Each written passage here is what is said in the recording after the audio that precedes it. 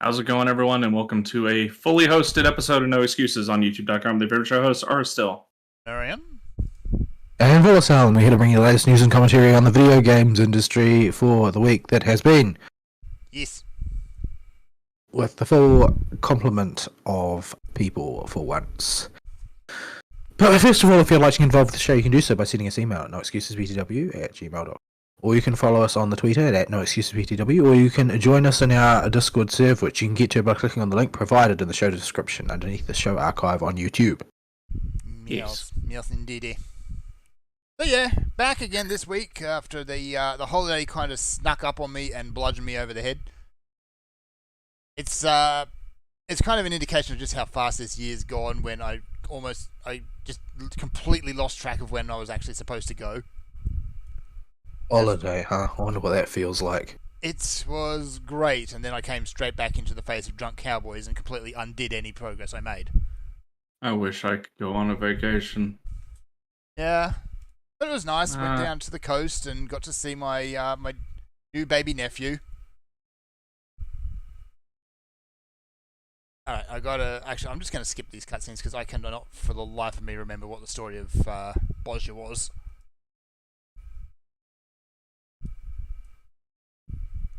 But yeah, so yeah, went down, had a bit of fun, and made us a bunch of very poor financial decisions. You know, as you do. As you do, yes. What is that? Somebody... Oh, that is... Even is that? So that's another part of what we've been doing this week, is we've been playing with AI art. Yeah, I've been messing with the robots. Me and Vol have continued to mess with the robot. Well, I've continued to mess with the robots. I haven't, because I was using a web one, which has apparently been killed now. Yeah, they tend to come and go, or they break. It still exists, but they have put so many fences up that it functionally can't really be used anymore. A bunch of them start adding. Yeah, they start adding credit systems where you have to pay credits to get it, or you have to pay a sub to get access to it, or stuff. They have quite simply, for that, then they've just quite simply censored so many things that most of the time you just get a error. This contravenes the content policy, so that's usually the result. So anything that could make it anywhere close to that might generate something that is even a little suggestive or young will get censored, and even then some random crap is just censored in some of them. Yeah. Also, anything that is filthy. Anything that might be trademarked is also censored. Also a no-no. We'll come back to that in a moment. As far as gaming goes, a lot of my gaming was portable over the last week, so that meant a lot of Monster Hunter now. Which I'm still enjoying. Put a good hurting onto my experience and my my progress there until I hit an Anjanath bottleneck. The game wanted me to go out and hunt 2 Anjanath. They would not spawn anywhere. Yeah, Anjanath are they supposed to be regional, or they are? I believe they're tied to biomes, and biomes are more or less just arbitrary blobbed across the map. So you need to find the right biome, and then you just need for it to spawn in there, and it just would not. I think Anjanaths spawn on grasslands. I have a feeling now that I'm actually past that, it's about to throw me into a similar bottleneck with Legianas. Because I fought one Legiana as part of the urgent quest in order to unlock it, and I have not seen a single one since.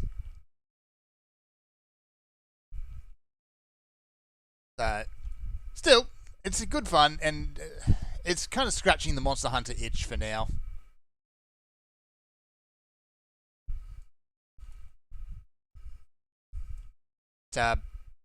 Yeah, it is one of those games that once you kind of hit a certain point, it does start to, I guess, slow things down and make you want to spend a bit of money if you want to progress fast. All of these things are built this way. Like, this is the whole point. That's how they make money. Yeah. So with Monster Hunter World, your life bar is basically your progress gate. It gives you a bunch of first aid meds every day, so you can just refill your health and keep going for a bit. But if you want to go beyond that, then you need to spend money or stop playing for a bit. I mean, this really seems to be where historically Niantic's ventures have fallen down. Is when you hit that stage in the game where Turn your crap in. obliged to give them money in order to be at all competitive. Like, at that point, things start to disintegrate, and that was the case for Pokemon Go as well. Back when it became clear that, oh, well, this is actually about spending money now, the novelty of the early game has worn off, and anybody who still remains and wants to try and do any level of optimization is sort of stuffed without spending money. Yeah. Was that was really not present at all in Ingress. Like, Ingress was designed to be functional first. Yep. It wasn't designed to lead into a money engine. Yeah. I mean, maybe in their design docs, that was like, oh, and this is how we'll make money out of it. But that was not clearly the dominant motivation, the way it is with all of their more recent stuff. Yes. It's very much money now. But that said, at least they're able to put together a fun and interesting game with Monster Hunter. Not like Pikmin. Looking at you, how awful Pikmin is. Pikmin Bloom is just bad. So yeah, that's been a fun time at least. It's just go out, walk around, find a monster, and bonk it on the head until it falls over. I'm not sure where a good crater to idle in is. Beyond that though, I've just been chewing on a little bit of anime and chewing on a little bit of the new season, which I found a couple of ones I'm actually going to keep track of in that. The first one is not a new one, though it has a new season this season, and that is Goblin Slayer. I finally went back and watched the original season. I'm saying season. I can't get over the fact that spellcaster Brat is like literally a clone of Negi Springfield from Maho Sensei Negima. Like, they are identical down to the last detail. That's alarming. So even the same hot-headed attitude. No, I mean, like, physically, like they could have just traced the character. Like, there's no difference. Not in color palette, not character design. Like, every part of it is identical. That's weird. It's kind of disconcerting to look at because their like personalities are radically far apart from each other, but the actual design is identical. Like, it might just, I mean, it could be just accidental, but like, it's so close that if they were located in the same sort of time period, that like if they come out around the same time, definitely there would be an accusation of plagiarism. Yep. So, okay, I didn't actually know that because I'm not familiar with the other materials, so...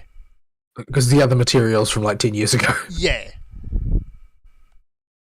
But, yeah, I enjoyed the first season. Like, that first episode, you could probably just put it up on its own and just call it a day. It's really good.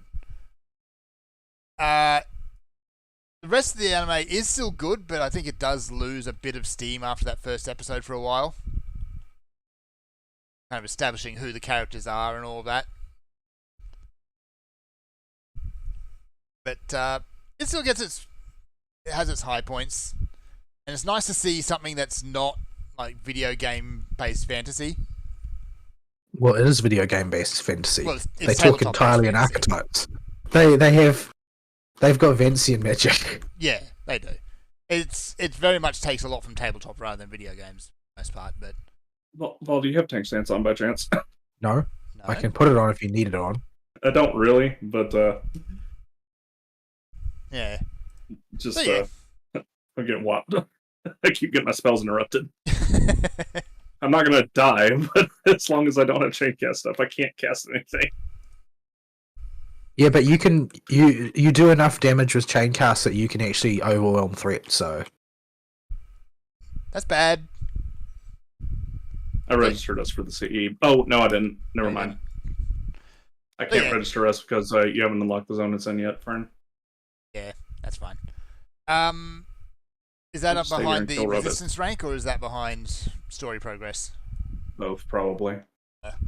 Yeah, each story waypoint has a minimum resistance rank required.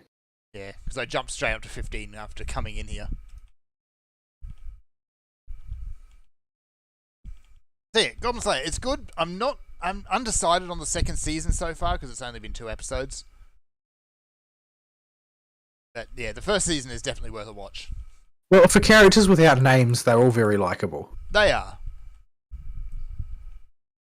Though it can get a bit confusing because I think they've got like 3 priests in their group now. Priest, priestess, lizard. I don't know. Well, I think of the dwarf as more as a wizard because I'm pretty sure they actually called him a wizard previously. I think they call him a in the shaman at first one season. point.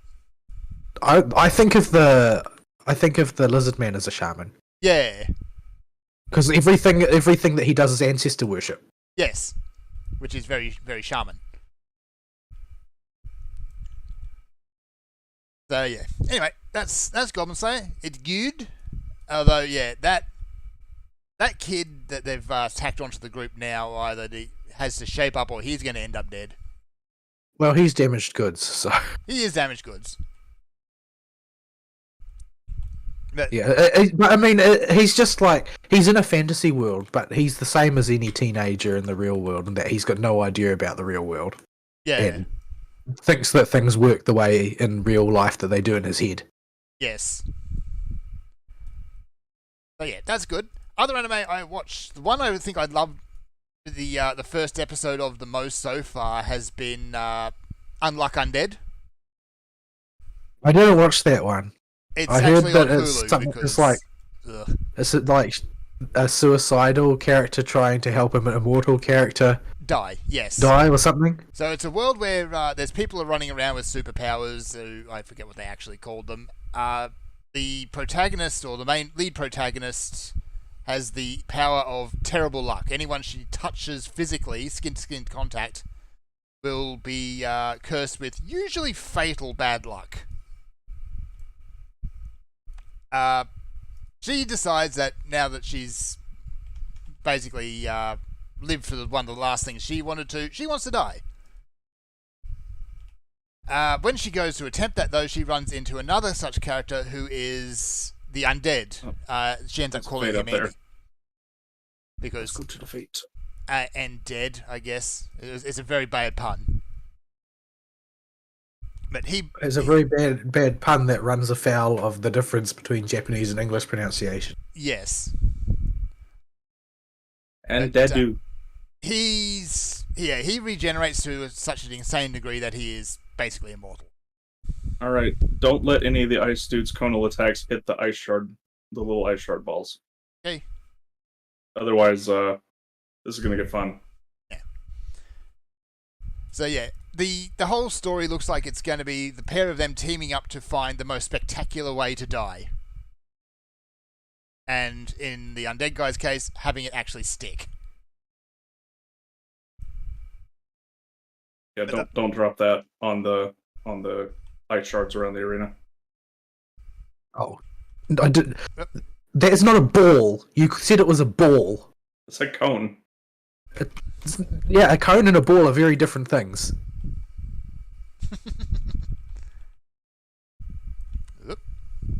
That's... That could be interrupted. Yeah, and I was pressing the button over and over again, but it took like a second to respond because I don't have my tunnel on. It's okay, we got chain cast. Okay, we win.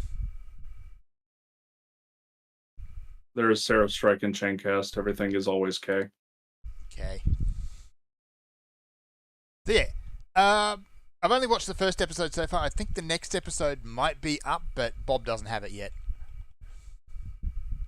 At least Bob usually takes it couple of about days. not even a couple days. It just takes a few hours usually for most shows. Yeah, it depends on where the source, the original source is. Well, it also depends on your Bob. Are you using the same Bob me and Vol use? Possibly. Does it start with the number 9? Yes, it does. It is 9 Okay. So yeah. I haven't looked today, so it might be there, it might not be.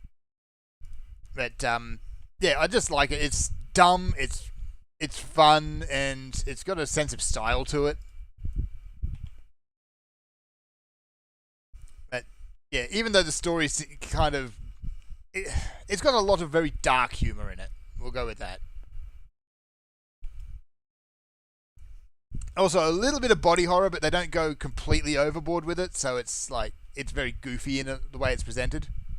We can register for Yeah, that. I sort of thought maybe you might watch that. I didn't, largely because I wanted somebody to recommend it first, because if it was actually dark, I just don't really need that, because I watch anime to relax. Yeah, it's dark, but in a dumb, goofy way. So the worst gore you get is like a severed head with very cartoony blood pouring out of it, or cartoony juice. Fair warning though, Andy does end up naked a lot, so there is that. Wait, isn't this sidekick a girl? No, she's the protagonist. The sidekick is the undead guy. I mean, from his point of view, she's a sidekick. Yeah, that's true. But yeah, the first episode, I think he gets reduced to a head like 4 times, so he regenerates just from that. Probably put some clothes on though. I think he just kind of gave up.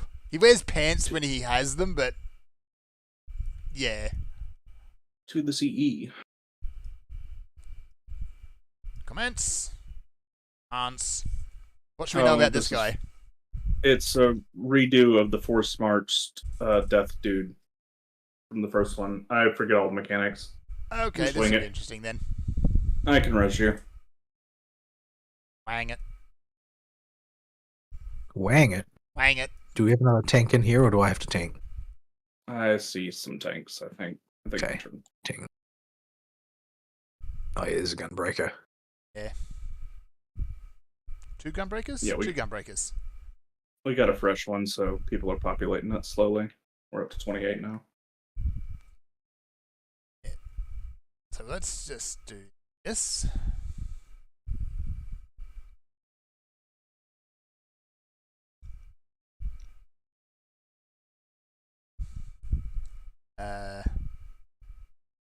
What are we doing? What are we doing? I don't know, you said a long timer on it. Yeah, they all have 2-minute timers to give people time to get in. You're good. In that case, we'll keep bubbling along because I only have one anime to talk about briefly, and that is I've got to try and remember the actual title of it because it's a visual novel title. The high society girl I rescued is being taught the ways of naughtiness, or something along those lines. Oh, yeah, I talked about that one last week. Yeah. But why did they do the translation that way? I don't know.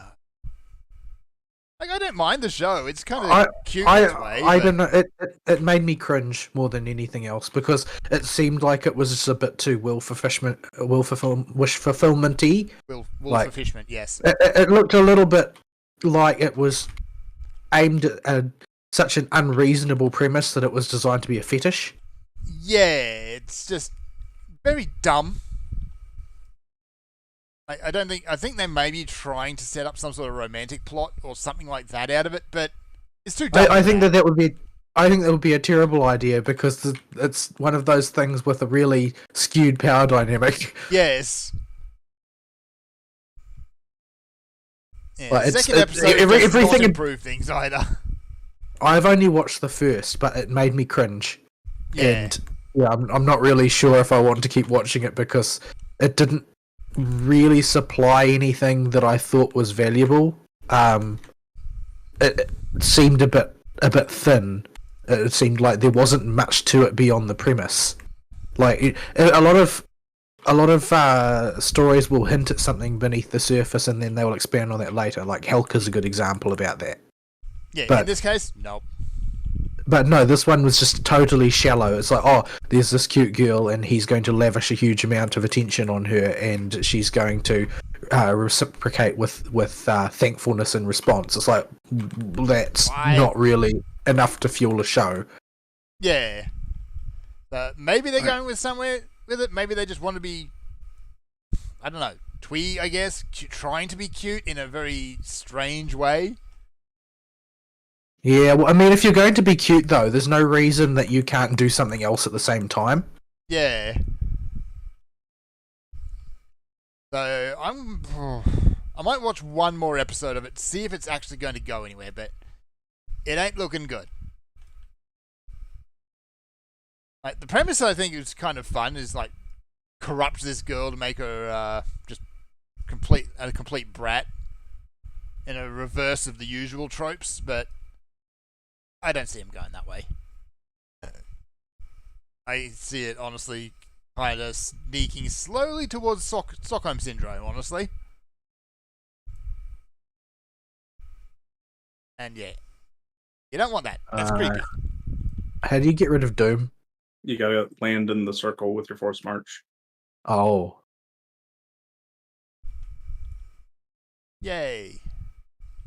Ooh, I got notes. I got a compact spring, and immediately I thought, oh, I need those because I used them all up on submachine guns. Well, you do need those. It's for your relic weapon. You do. I know, but springs. I don't know about you, but I ran real short of them. Yeah. I didn't pay attention to what ones I was running low on, really. There's no way in heck we're going to get credit for this one. No, I don't think we're going to make the only other thing I really did on the holidays is I did find myself in a few nerdy shops, of course, as you do. You promised that you would tell us about your fiscal irresponsibility. Yes, said fiscal irresponsibility is actually sitting on my desk next to me, and that came from such nerdy shop. Because such nerdy shop, of course, sold Weiss Wars cards. I ended up buying a HoloLive booster pack. Booster box. So, you know, bad financial decisions and simping. I'm about to say, just a booster pack is hardly what I would call irresponsible. It's like, oh. Yeah, a booster box is definitely irresponsible. Booster box is most Yes. definitely irresponsible. Especially since But I which very rarely generation? actually play That's the the game. important thing. All of them, as it turns out. All of them. The booster box. They did have starter decks there, but it was like gens 1 through 5, JP. None of the EN, none of the IDs. Whereas the booster box is everything up to up to current. Well, what was current until a couple of weeks ago. Well, you asked for it. You're the one who decided that you needed to be green deeps. Yeah, I haven't actually opened anything in there yet, so maybe I might do a little bit of that on the show. We'll see what happens.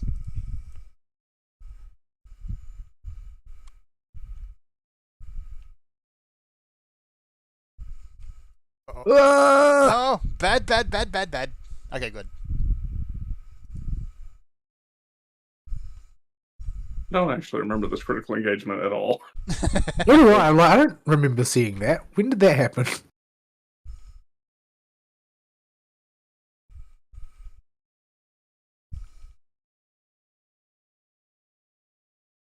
Alright, where did I put that?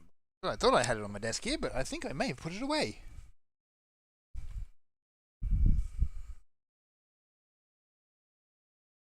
Oh no, there it is. I do have it. How many packs does it actually have in it? Little gadget Green Deeps. Green Deeps buttons came back.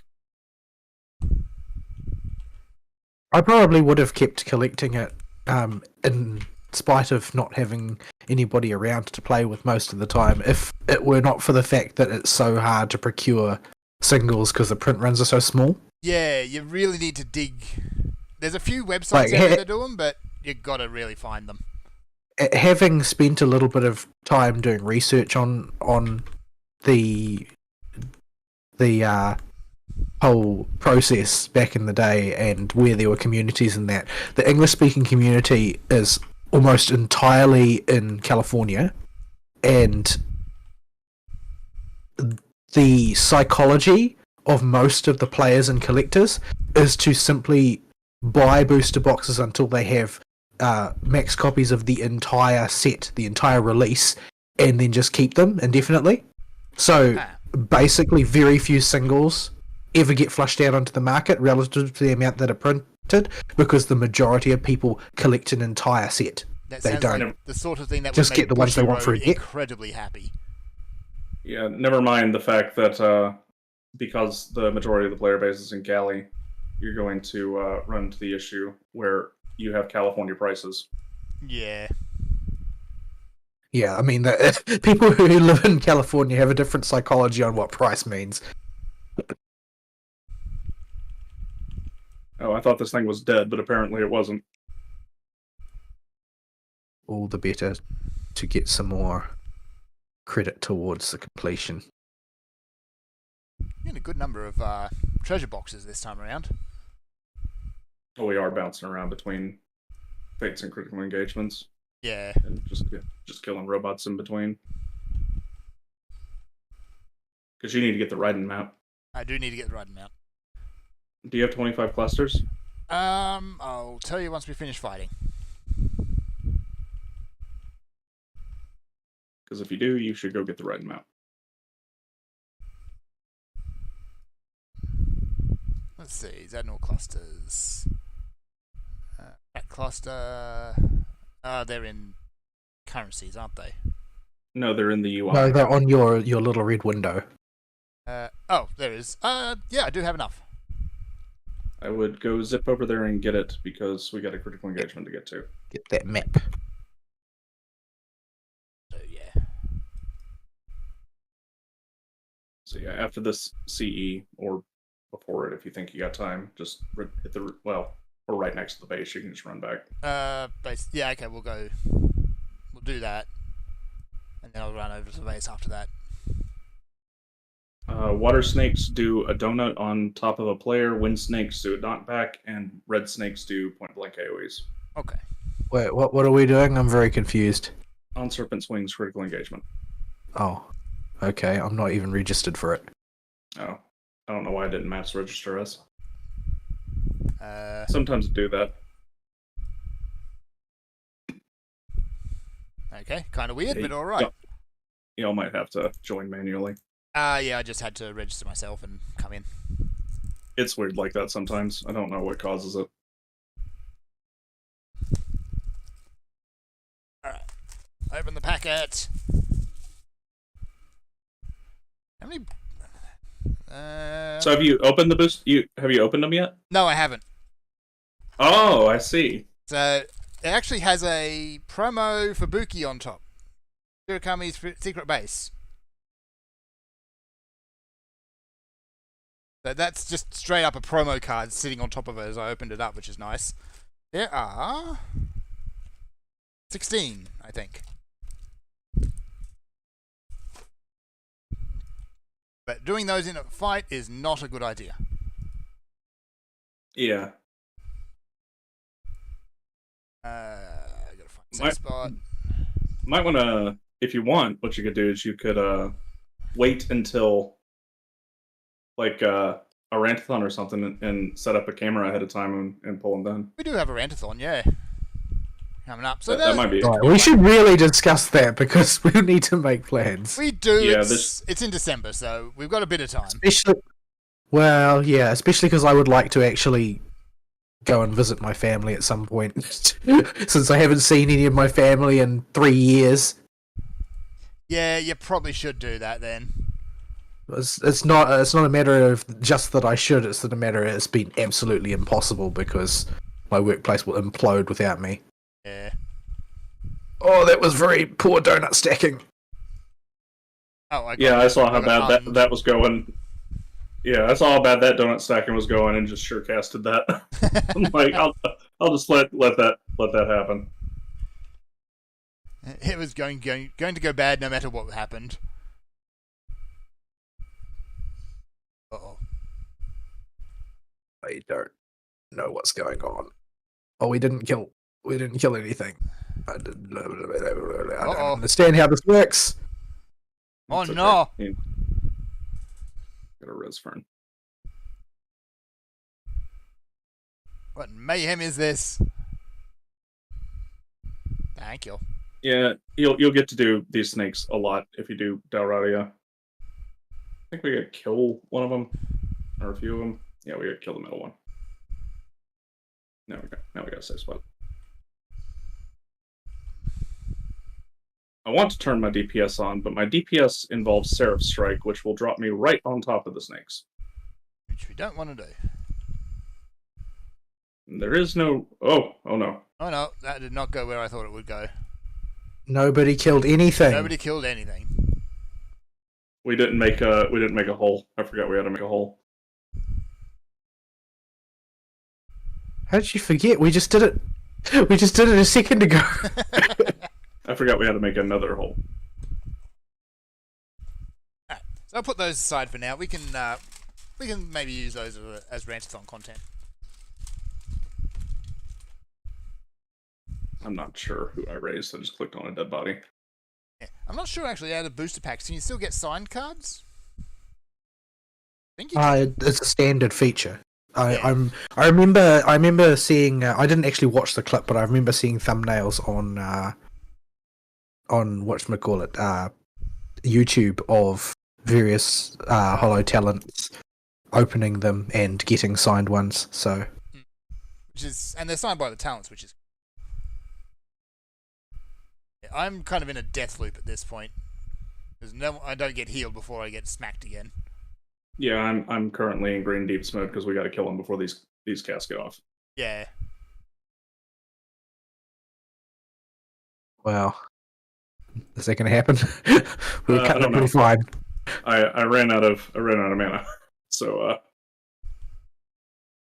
Yay! Compact Springs. What a How many battle? Is this springy thingy a one-time grind or an every-time grind? a one-time grind. You only got to do the springs once. Okay, good. Thank goodness, because they're not accruing very fast given the amount that I've got to get. This way. No, you get one per skirmish or in critical engagement. You get one type per skirmish and critical engagement in every zone, and each of them has an alternative raid series you can do. But I just got 2. Oh, did you get 2 from that? Yeah, CE? I got a double. Okay. Nice. Okay, cool. I don't remember the exact numbers. I just remember where they come from. Oh, and I got another promotion as well, I think.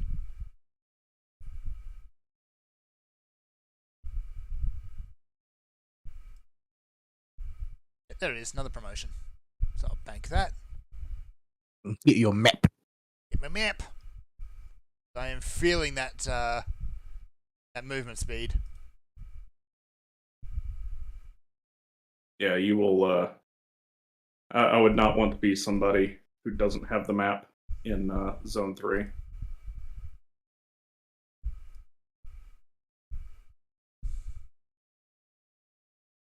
Okay, that's put me up to resistance rank 17.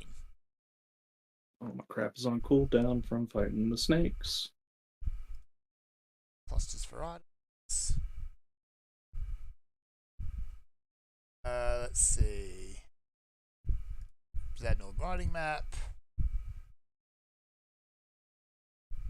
Which actually did take all my. So I'd rather the map than the mount for now. Yeah, it's the same mount, I'm pretty sure. Yeah. Oh, that's better. Where do I turn this in? The dude over here. Do, do, do, do. All right, I think Fern missed that little one. Yeah, I did. Okay. Anyway, go. I'm gonna wrap my week there because we got to keep moving today. Vol, what you do? Yep. Well, not much of anything. I'm still pretty sick this week. I think I'm in it for the long haul. If I was able to just take a week off and spend most of it asleep, I think I'd probably recover, since I presume it's the same for most people, but for me, sleep is better than any medicine. If I just spend my time asleep, I get better from things. Yeah. Mhm. But yeah, I'm still ailing pretty badly, struggling a bit to keep going at work and that sort of thing, simply because I can feel that I'm worn down, and like it will get to the evening and I'll just start to fall asleep because I've used up all of my energy just pretending like I'm not sick. But I haven't done very much as a matter of course. Like, even as much as I was having fun playing Fate Samurai Remnant last week, I haven't even started it up this week because I haven't had any real free time. All the free time that I did have, I invested in clearing the new segment of MSQ in Final Fantasy XIV, but since Vern was talking about patching the game before the show, I presume he hasn't touched it yet, so I can't talk about that, which basically means I don't have a week this week. Yeah, I logged into the game for the first time since I got back from holidays just before the show. Yeah. So that's my week, that's all, because it was all Final Fantasy, and I can't talk about that because Vern hasn't done it yet. Because spoilers. And I appreciate the not spoilers.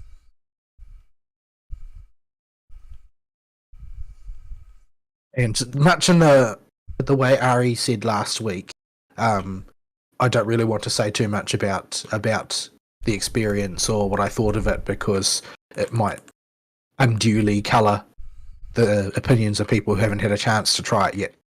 Yeah, especially with these particular post main expansion patch quests. Because they just feel they'd be starting to lean towards the new expansion. Only at the very end is sort of a coda to this one. Like this, what I will say is that this half of the content, because they said this is going to be 6.5 part A, and then part B will come out in adjacent to another fan fest. I think they were planning to drop it sometime around January, I think. Yeah. But this part is basically, the sign off on Endwalker and that whole arc, and like the epilogue to this one is quite clearly the opening of a new story. Okay, well that's more or less what I kind of do anyway.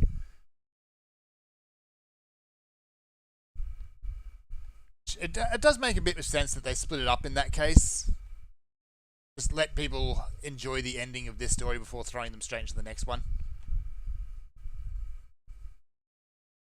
That does mean I have a healthy wad of content I need to sit down and consume. It doesn't take that long. I think Ari's estimate was probably about right in that you can squeeze maybe 7 hours out of it. Okay. If you wanted to just blaze through it, you could probably do it a lot faster than that too, I would say. Yeah, but, yeah. If you don't take the time to smell the roses, you can probably get through in about 5. But then why would I be playing this game if that was the case? Yeah. But what the purpose of saying so is that the eternal "there's not enough content" contingent is not going to be pleased by it. Oh no, definitely not. But they are not easy people to please, nor is there much profit in attempting to do so.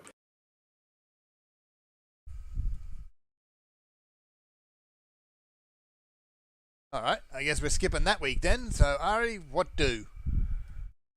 Ari needs a browser tab because he didn't expect to jump into his week this fast. Hang on. Alright, what did I do? Miscellaneous FAQs, that one. Alright. So, the majority of my waking hours this week were spent in the office with a growing hatred of the U.S. government. Oh, it's tax season, is it? Mm-hmm. So, nothing new really then. Well, in tax season, it's a special hatred. It grows and burns like a raging fire that just finds more and more fuel for itself and never ever runs out of air or peters out. In light of which, it is a little bit easier to understand why so many people become libertarians. Like the U.S. tax code is a meme in foreign nations for a reason. Well, most nations in the world have their equivalents. In New Zealand, you just get cucked by the government because they decide how much you pay. You don't do your taxes; they do your taxes for you, so you get ripped off every time. But there are equivalents in other countries, like complying with EU regulations, for example, in Europe, is as much of a nightmare as filling out your taxes in the United States. Yeah. And didn't you work at one time, Fern, in something brushing up against building or construction consents? Yes. Yeah, isn't that kind of a nightmare too? Oh my, yes. They just love to change rules all the time. Yeah. That's I am not taking adjacent. into account what the local councils do, which can be completely contradictory to any sort of common sense. My industry is construction adjacent, so It seems like local municipal powers don't really do anything except attempt to justify their continued employment. Yeah. I don't know if it's different elsewhere, but it doesn't really seem like municipal powers are that interested in doing their jobs. What they're supposed to do in Australia is rubbish service, maintain local roads, and then sort out, rates and property taxes and all that stuff. But They do animal control as well. animal control, all that sort of low-level civic stuff.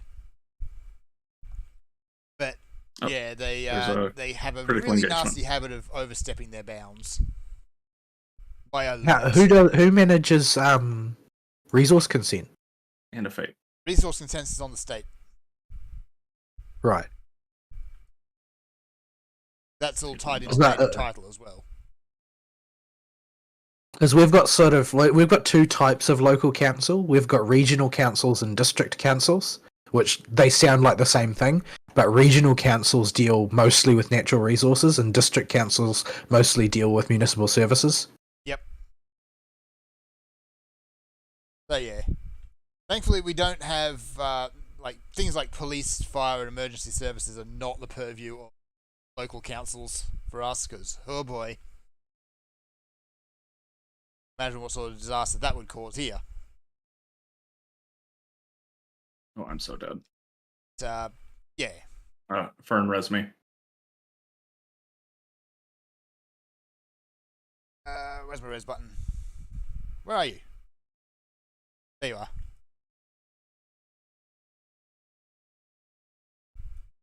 Yeah, I may have the green icon next to my name, Fern, but I'm not a healer. You are not a healer, no. You are the laser tank. I do so much damage. It's just silly. Okay. To the critical engagement. Alright, what do we need to know about this one? I forget. Wing it. It's something to do with spikes on the ground that have colors, and the certain types will explode depending on what color he glows or something on him glows. I think the same color explodes. It's And- like the burn boss. Yeah, he operates a lot like the burn boss, except there's colors on the crystals. And otherwise he'll target people for stuff, and you need to line of sight it with the crystals, and the crystals will explode if they're hit by anything. Right. So Just wing it. Sounds like a lot of half of us would just go see it in action. Yeah, you'll get it pretty quick. Once you see it once, you might die to it, but that's okay. I'll remember once I see the whole thing. So yeah, my week with the taxes and the government. So when tax season comes around, my tax procedure can largely be broken into 3 phases. First is the document gathering phase. This is where I go out and I get things like bank statements, payroll reports, W-9s, W-2s for the previous year, all that kind of fun garbage that the government requests because they're jerks and need to know everything about you and your company. This Want takes money. Yeah, this takes, if I really have time to and then can just focus on it, I could do it in a day. I couldn't do it that this time because I had to work at the same time. So what I got was 2.5 days it took me to do document gathering in between doing other jobs. So yeah, managed to get that taken care of. And then the next part is QuickBooks updating. Because nobody in the working world these days, regardless of what they will tell you, actually uses QuickBooks to keep their books. Because unless they're in a mega corpo and it's just what they've done forever. Okay. You need to use a silver to line of sight it. That's right. Okay. And then Oh, get away no. from it. Silver went bang. Yeah, silver goes bang after, but you'll get hit by the needle shower if you're not behind a silver. And you got hit by that. I'm not in DPS mode at the moment, Fern, so I can actually throw you a heal. These things will just pulse circle AoEs while he does cascading donuts.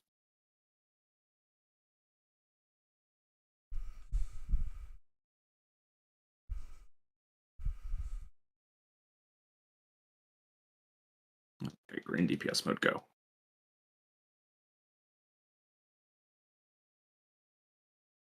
So yeah, that's phase one, is gathering documents. There's a ton of documents to gather, and I have to get them broken out the way that they need to be broken out. So and this just takes time. Okay, so hide behind a yellow one. A yellow one. Ah. And now get away from the yellow one. Alright, I tried to hide behind the yellow one and it didn't work because I didn't have my IP tunnel on, meaning I need to react before it ever happens. Yeah, but yeah, that's that boss. I think all the critical engagements are on cooldown for this sub area, so we can just focus on fates now. Cool. And killing rip bots. Yeah. So, phase two, updating the QuickBooks. Nobody actually needs QuickBooks because every single bank on the planet now, pretty much, unless you are using a really mom and pop bank in the middle of nowhere, has a website you can log on to see your transaction history or your register or whatever, or basically any piece of information you could possibly want, just by going to their website. And they take care of it for you. But the government wants you to have reconciled books. And this means you need some kind of piece of bookkeeping software, which means QuickBooks, basically. And So can I have to go understand through. why that is on Australia, because the information that the banks will give you back is fairly rudimentary. Yeah. But So if they're actually fully sorting things for you, then yeah. yeah. So yeah, we use SunTrust. Well, it's Truist now is the name of the bank that got bought out, but we use them for our bank for the company. And I go to their website and they give me all the information I need. But I have to go in QuickBooks every year at this time of year and spend 3 or 4 days sitting there just doing data entry. And I could keep up with it in real time if I really was being, a good little servant of the government. But that is just a colossal pain in the butt on top of everything else I got to do. And I also can't check myself as I go if I do that. So I usually elect not to.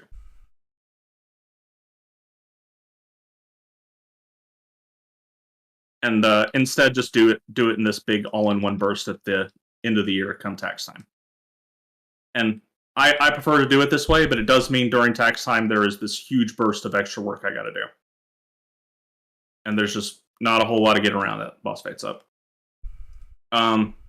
So that ate the majority of my time this week that wasn't spent doing normal work. Work for normal work this week was thankfully relatively normal. It wasn't light, but it wasn't heavy. There was a whole lot of stuff going on, and next week is going to be a real bugbear because the factory was closed all week for inventory. And that means I'm going to be very busy next week playing catch-up and getting updates on a gajillion different orders that are currently held up at the factory. Well, I don't know if we're going to make it in time. We're not going to make it in time. There's no way. No, go to the other fate. Just in time for to watch it die. There's another fate up here. We can go to that one. Maybe you can. I'm stuck in combat. Well, it's Gabriel. Gabriel usually takes a while to die. Oh, Gabriel might lead into a CE. I think he does, actually.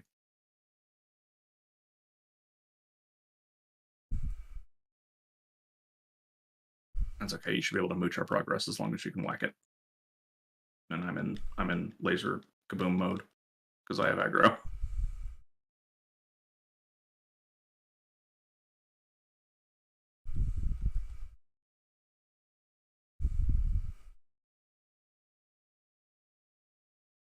Oh no.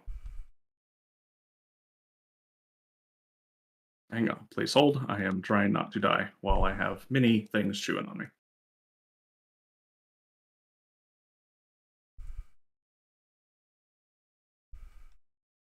Alright, A there we go. bog. Get to bonk it. Yep. Yep, that should pop Hashmail's critical engagement, I think. Yep, there Yeah, it there is. it is. Hashmail, he has a lot of mechanics. His main one is he does the slices right, Okay. where he'll summon pillars, cut them down. If you've done the Ultima fight, you know what it is, and that they fall like the bamboo does. Hmm. So there's that, and he has a bunch of other mechanics. Just when you see it once, you'll probably die to it, but you'll know it after that. So yeah, that was the QuickBooks part.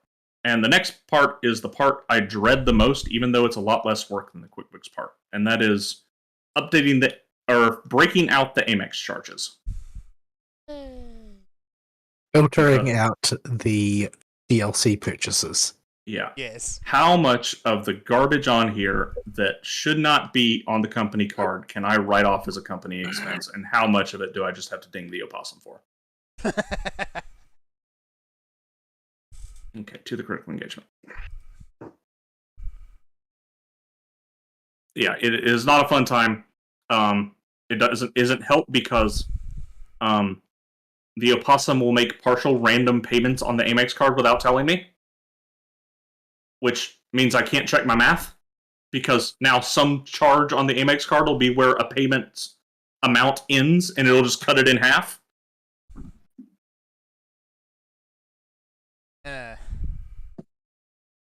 So that's going to be a pain in the butt. That I got till the end of the month to do it, so it's not a rush to get it done next week. But I'm going to do my God-given best too, because I want this done and over with and at the CPA's office.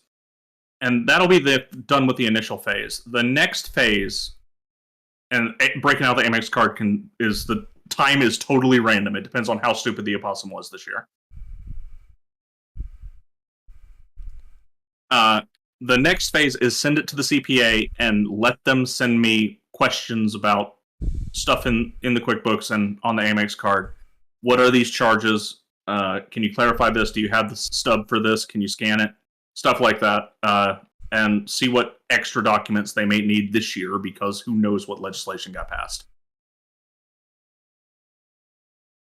Yeah, it's just a colossal pain in the butt. Yep. I hate it. I hate every bit of it.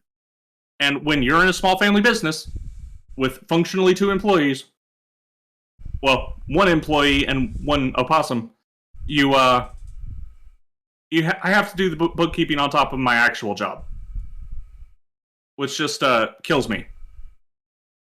So I would come home and just pop on an audiobook a lot to just take my mind off of work. And it was good timing for a new Monster Hunter book to come out. And I started talking about this last week, but I finished it this week. So I'm going to pull up my notes here, because this is a good segue. Yep, go for it. So, Monster Hunter Memoirs Book 4. I will once again recap, because this is absolutely necessary recap, that Chad is a meme. Chad is a Chad as well. Well, Oliver Chadwick Gardenier was the protagonist of the first several Monster Hunter Memoirs books.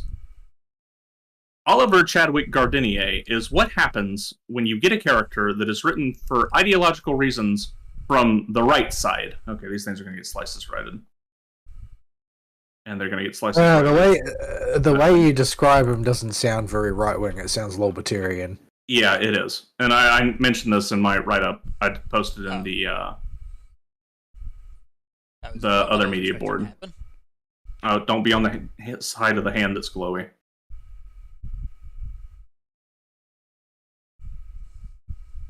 Here they come. So yeah, Chad is, unless you are just a diehard Monster Hunter fanboy, Chad is the biggest meme in the world. He's such a Mary Sue. Well, even if you are, you're still the biggest meme in the He's world. still a meme. Yeah, like he is just. It is hilarious how ridiculous Chad is. Almost. Oh, I'm gonna get squished. I'm so getting squished. Oh no, I made it up. Exaflares. Good luck. Those of you with latency. I can't work out who they're chasing. They're just marching across the arena. They're Exaflares. Oh, well. I was running orthogonal to them, but it didn't matter. Yeah, they go at wonky angles, but they follow a consistent path. Yeah, they follow a consistent path, roughly a second in the future from what I can see. So. Yeah. Yeah. I got coins for that? Really? Yeah. Yeah, I guess so. So yeah. So now the good news for people. Now I will give this to Chad before I completely throw him off the boat. I'm not doing that duel. Mm-mm. No. I'm going No, back I to need basic it. banking. I need my flowchart and have watched the video recently. I need my emoji chart to do that one. He is a dance fight that is very difficult to remember the whole dance to without a chart. You can dance if you want to. I made my own chart, but so yeah, we'll stop by base and praise stuff. Give me time to run through my week. So yeah, Chad does have in the second book the giant frogs attack in New Orleans, Yes. which is the best the series has ever done for comedy. So dumb.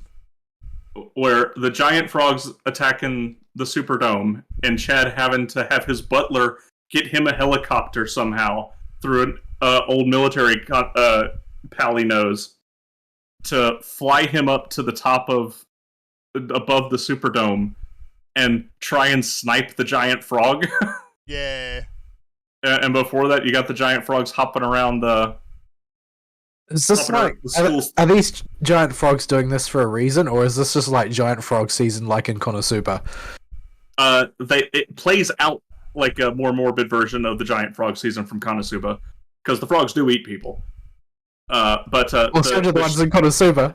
Yeah, it sticks with the ones in this one. They stay eating. But yeah, the shtick with Monster Hunter Memoirs Book 2 is that Chad goes to work for the New Orleans team, and New Orleans, for anybody that knows, has a whole lot of Jamaican influence going on around there with the Cajuns. And so that means that voodoo and hoodoo are all over the place, and for some reason in New Orleans, it's just gotten out of control recently, to a point where it's an open secret that everybody knows about monsters in New Orleans, and the MCB is at their wits' end, keeping a lid on it, so that it stays just in New Orleans where people know about monsters. There's just a giant cryptid crocodile in the canals that just everyone just accepts. They don't think. Yeah, about this it. It's just there. this Sobek just crawls out of the sewers once in a while and tries to scale the dam, and they have to shoot it every time it comes out. And nobody really bats an eye at it. It's just one of those things. The ending of that book is very dark, but the rest of it is genuinely funny if you can get over Chad, which is the big asterisk on anything to do with Monster Hunter Memoirs. The first 3 books is there's some good moments in there, but there's Chad. If he weren't the main character, like, if he was a side character who was a kind of a meme, then it would be fine, but if you're expected to take him seriously as a point of view protagonist, it's a bit much. I'm watching the duel to see if this guy If he was he's got an idea. I think if he was a doofy side character who just kept showing up and was like awesome for a little bit and then disappeared again, I think I could accept him a bit more. But no, he's a ex-military weeaboo who can fight monsters that everybody else needs specialized firearms for with a Japanese katana. Because and of reasons. And was brought back from the dead by literal Saint Peter after he died. Oh, hey. The list of how is this guy such a Sue is absolutely bananas. What are you watching? I just got Quaintrell's ruffled dress. Do Oh, not that put used that to on an sell. Oscar. Oh yeah, that used to sell for a lot, and then they put it in Eureka Orthos. Its price might have creeped back up. That's a very, very common story. But I might be able to actually sell that for something, yeah. But yeah. So the first 3 Monster Hunter Memoirs books, Ooh, pure you white. can 100% ignore them. They have nothing to do with the current Monster Hunter Memoirs book, and I don't know why Larry just didn't rename the dumb thing to a different series name. You need to get in the middle of another cone, my dude. Okay, you got there. Why he didn't give this sub-series a separate name, since the protagonist is totally different and the story is totally different. So I mentioned last week how we follow Chloe, a descendant of... we don't know who her mom is, but she's implied to be more than just a commoner. And her dad is some Aztec Texo. He was a servant in FGO that had really ugly artwork recently. He's not. What was his name? Tezcatlipoca or something. Tetzalcoatl or something, yeah. Oh, did you manage to dodge the lines? Yeah, he did. Okay, cool. Tezcatlipoca? Yeah, that's right. Apparently he's super OP as well. Like, he's just one of the premier farming servants. Yeah, there's no way he made it out of that without super sprint. That is, Yeah, that is a beastie. He's done. Dead. Yeah, you need super sprint to dodge that one, and you need to be moving before the cast starts. Otherwise, you just die. And he was not moving before the cast starts. He tried to compensate with a dodge. Does not work. So yeah. Her dad is Tezcatlipoca, and she gets some juice in her human form from this.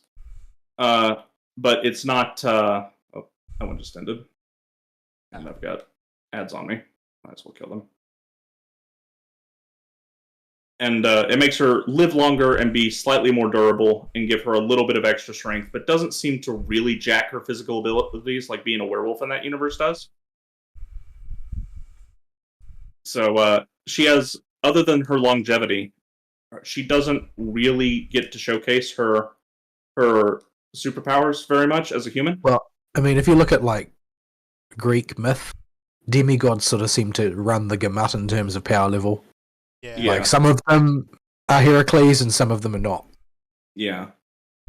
So this was worrying because it was another Chosen One story. I know Larry loves his Chosen One stories. You do. It's more palatable with Owen because Owen's one of many Chosen. And a gigantic He's not, doofus. Yeah, and a doofus. But Chloe is played straight the whole way because she's a bit older and supposed to be a little bit more experienced. And it works out okay. I was genuinely worried at first, especially after Chad, that we just get another Mary Sue. But no, they managed to dodge it pretty well for the first book. Although the ending leaves them open to fall in that hole pretty hard. So yeah, Chloe's ancestry didn't turn out as bad as I thought it would. She does have a monster form that's introduced in the first chapter that initially for the entire book, she has no control over and flat refuses to use because it's too dangerous. But unlike if I can find you, hang on. Thank you. I had to find it on my Baja bars. But yeah, she has a monster form, but it's totally uncontrollable. It's not a merging of bestial psyche with human psyche, where the beast is dominant, like with werewolf. It's just she's just on a ride while the monster takes over, is how it's presented at first. And her figuring out how to make it not like that, or realizing through a chance happening how to make it not like that, is a big point of the finale of the book that I won't spoil. So you don't get to see her abuse her monster side at all throughout the book, which is nice. So it focuses way more on the dynamics of a new hunting team being established. Because for some reason in California, the other company that had the contract out there has pulled out and left and just gone poof. And nobody really knows what's up with it. There's no good answer for it. They don't give a reason in this book why, although they're leaving it hanging as a very clear thread for later. And so MHI decides to have their company come and fill in and set up a team in California that they don't, since they don't have one out there right now. So this whole book is about team dynamics when it comes to building a brand new team from scratch in a brand new region with none of the characters having any established history with each other and all the difficulties that go with that. And this is a much better direction to take a memoirist book because it allows the book to be effectively a collection of short stories told in a very short span of time. The story takes place in like around 1980-ish. Yep. Yeah. So not sure the exact date. I can't remember it off the top of my head. But it focuses on... she goes back to the MHI compound after a disaster working for the Israeli government that leads to a political snafu. And she has Earl come pick her up, and they go over the what they can do with her. And he eventually says he's setting up a new team, and he wants her to take a look at the newbie class because they're going to send some newbies out there and some experienced personnel. And they put together a team comprised of some veterans and some newbies. And they spend a lot of time focusing on inter-team dynamics and how those are built from scratch. Because in the Monster Hunter world, because in the mainline Monster Hunter series, and even in the Chad books, Owen joined Team Happy Face, where most of Team Happy Face already knew each other and had relationships already built. Owen was the new guy, and Chad was the new guy as well in a similar vein. In this book, though, they are building the entire team from scratch. So Chloe gets to go through trying to pick the right people for the team and get things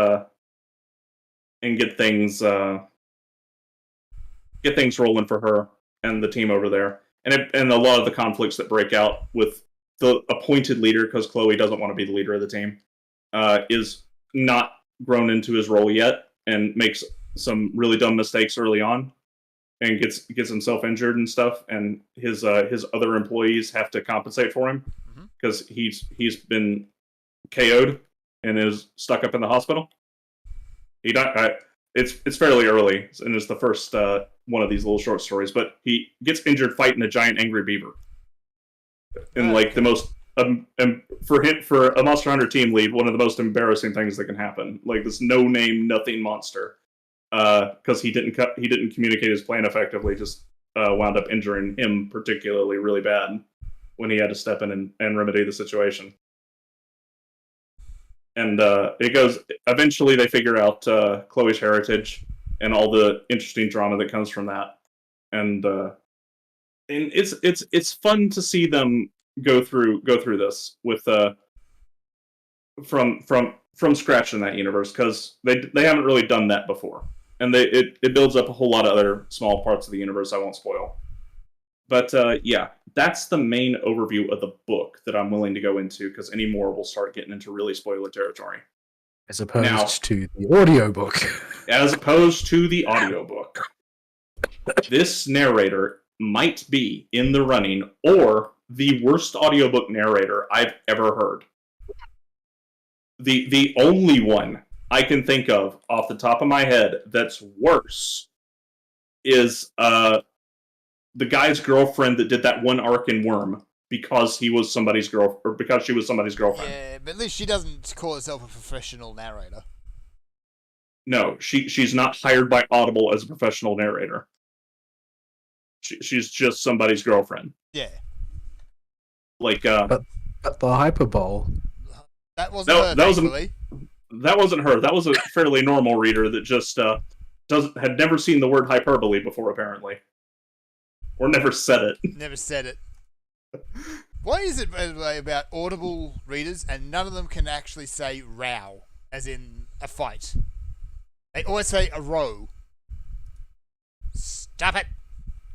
It's not a word in America. Because it's a British word. It's a British word.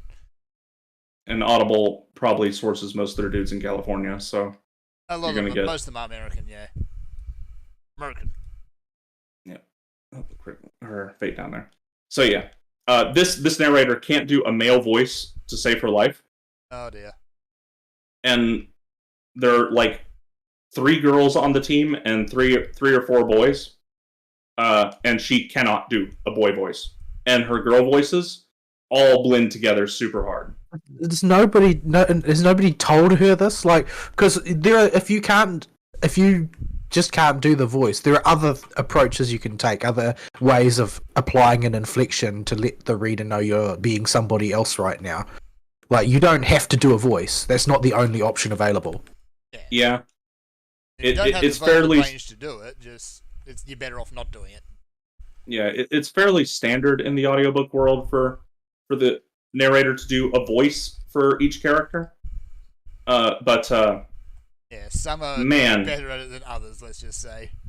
yeah, not everybody is James Marsters. No.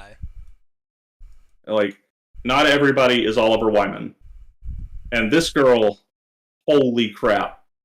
Her Earl Harbinger, I can't even describe it. It's so alien. Oh. It sounds like a foreign creature trying to talk in a human voice. And it's like she got the memo, and they bring it up that Earl's smoking in the book, because he's always smoking. He's a chain smoker. It's kind of what he does. But she apparently missed the memo that that's not a problem for Earl and isn't going to affect his vocal cords at all. It's werewolf. Yes, Yeah. like that's a joke in Monster Hunter Alpha.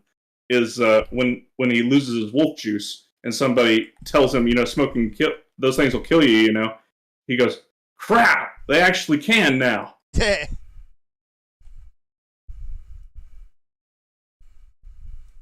So yeah, she's just awful. It is almost worth recommending the audiobook just to hear it and then return it after you hear it, because I would not give them the money for this piece of garbage, and then just to see how bad this is. So if you do want to try the audiobook, the general Monster Hunter Memoirs 4 book gets a tentative recommendation from me because it's hard to judge stories from these set up as trilogy books without the whole trilogy out. But it's not going in a terrible direction right now, and has plenty of room to be a genuinely good entry in the Monster Hunter universe. Yeah. The audiobook, however, gets a big ol' you should probably avoid this, and if you do want to attempt to listen to the audiobook, be sure you listen to it relatively quick after you buy it from Audible so you can return it for a credit. Yeah. It's a shame. Like, Oliver Wyman does a really good job with those books. Yeah, Oliver Wyman is an all-star narrator. Yeah. Apparently he's pretty good friends with Larry, from what I understand, too. I get that impression. Yeah. That seems to be a common thing, particularly in like the fantasy sphere, is the narrators and the authors end up getting to know each other pretty well. Yeah, it's It's actually not based on the fantasy sphere. It's based on particular publishers, because a lot of the ones like Larry, for instance, have been exiled from a lot of the major publishers. Yeah. So they have to use personal connections to get published at all. Yeah, it's also why people like Larry they take longer to get their audiobooks out. They'll drop like a month or 2 later after the normal book. They can't pull a simultaneous release like Butcher can. Yeah. Because Butcher hasn't been exiled yet. Is Larry with Brian still, or somebody else? I don't know off the top of my head who he's still with. I would have to look that up. Because I know there are only a couple of publishers who are even willing to talk to him. Like, after the Sad Puppies debacle, it all sort of melted down. Yeah, Larry has trouble getting people to. There's a C way over there that I didn't see. Yep. That's okay. It's a triggered one, so you're not running the clock yet. Yeah. So yeah, Larry and Oliver seem to be pretty close, but yeah, the audiobook for this one though, I want to recommend this book as a palate cleanser for the other 3 Monster Hunter Memoirs books and just how bad Chad is. But the audiobook, if you're an audiobook listener, that just is really, really tough.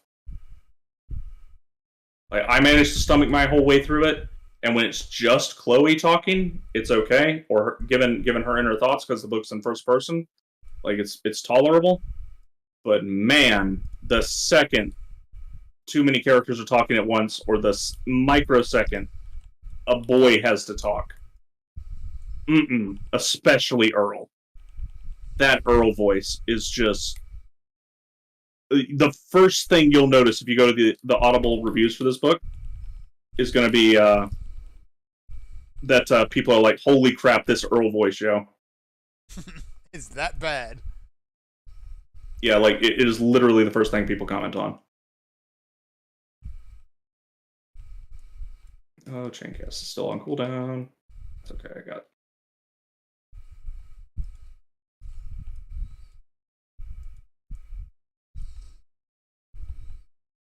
Go away, Hector.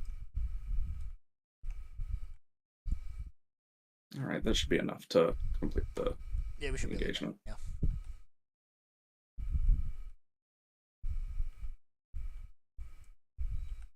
But yeah, so yeah, that's that book. And that was the audiobook part of my week. The other part is I finished Liza P. Oh yeah. It's donezo.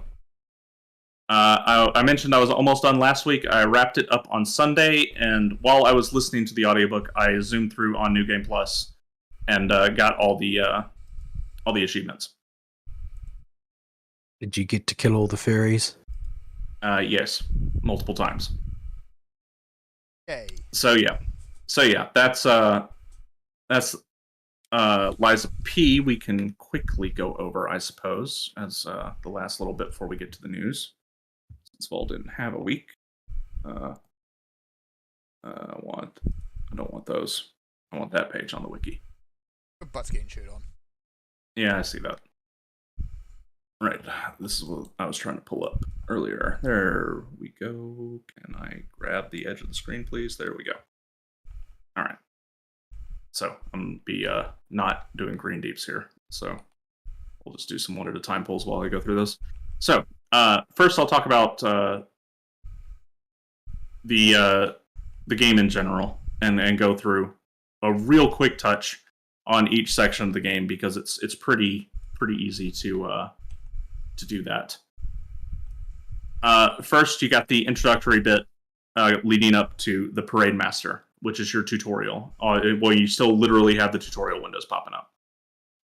Parade Master as a boss, and well, the area is very simple, because you don't know the controls yet. It's just a quick romp through one street and the train station, and then another street, and they only loop around a little bit. But there's one or two shortcuts you can unlock.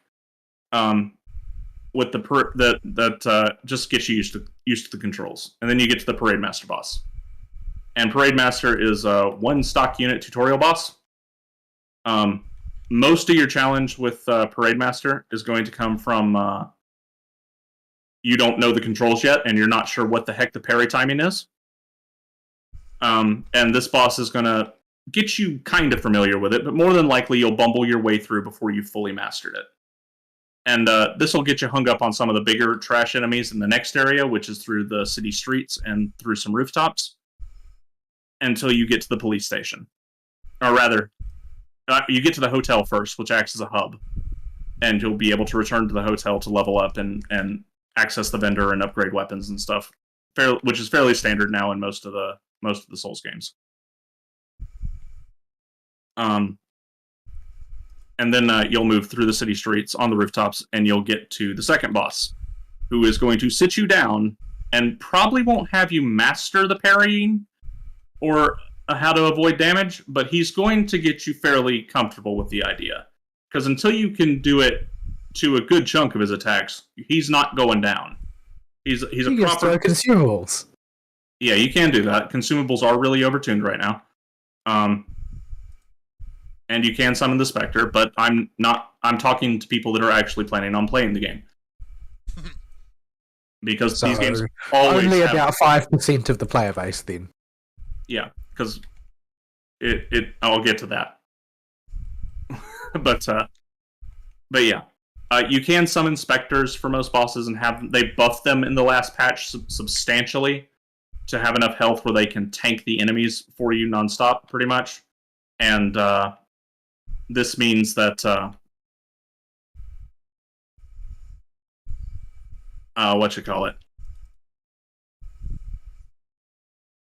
The hang on, I'm brain farting. Hold on, I'm killing this extra drum.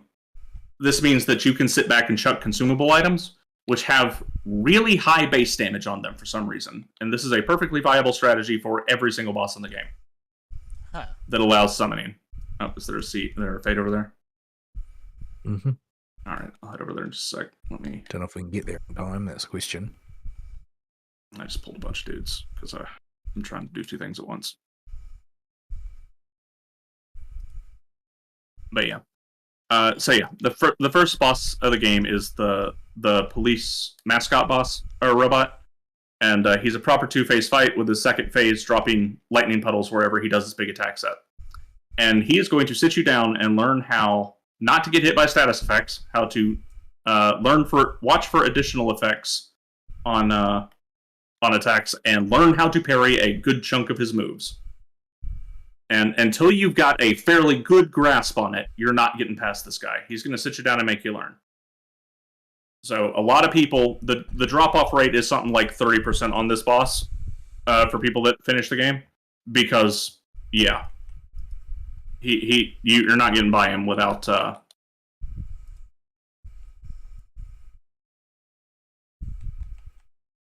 without sitting down. Well, managed to get silver with one of his eyes. I just went off with Bahamut and got a gold, so I'm not complaining. Yeah, we mooched false progress there. But yeah, so that's the first level there, and then you got after that you got the factory. The factory's a fairly straightforward level. It does have some interesting ways it loops around, but the level itself has nothing really much to write home about. The boss of the factory also isn't too interesting. I think it's one of the weaker levels in the game from a boss perspective and a perspective of just a level. So there's not a whole lot to write about there. You're probably going to roll over that boss after a few attempts. His only gimmick is the fire stuff, the fire damage he does, and how he spreads it across the floor. And as soon as you figure that out, you're good to go. Next is the chapel and the town leading up to it. Good level, really good level. The boss is where the game says, okay, no more playing around, you need to know how to perfect parry. Because this is a very long, full two-phase boss fight with a full phase transition once the first health bar is gone. And phase 2 is very difficult with a very hard-hitting, I think guaranteed one-shot move. Halfway through phase 2, so 75% of the way through the fight. So yeah, that's that one. I really like that boss and that area. It's one of my more favorite areas of the game. Next is the streets and the leading up to and the opera house with the King of Puppets you see all on all the promotional material. Another proper two-phase fight. This one's going to sit you down and learn how to parry a fast enemy, because his phase 2 is very fast and aggressive. The level itself is not very good. The streets are kind of boring. But when I say not very good, I mean compared to the rest of the levels. Most of the levels in the game are genuinely good Souls-like levels. I can't think of a single one that's just outright bad. So when I'm saying they're bad, I mean they're on the lower end of this game, which is still good by most standards of companies that attempt to make a Souls-style game. Speak of the devil, I believe Lords of the Fallen actually releases this week too. Yeah, it's got horrible PC issues though, so it's going to have to cook for a while before I could even think of looking at it. Surprise, surprise. Ooh, Yep. If only someone could have seen that coming. Yeah. So yeah, that's with Lords of the Fallen there, and then you got the Grand Exhibition, which is a great level, lots of verticality, lots of fun.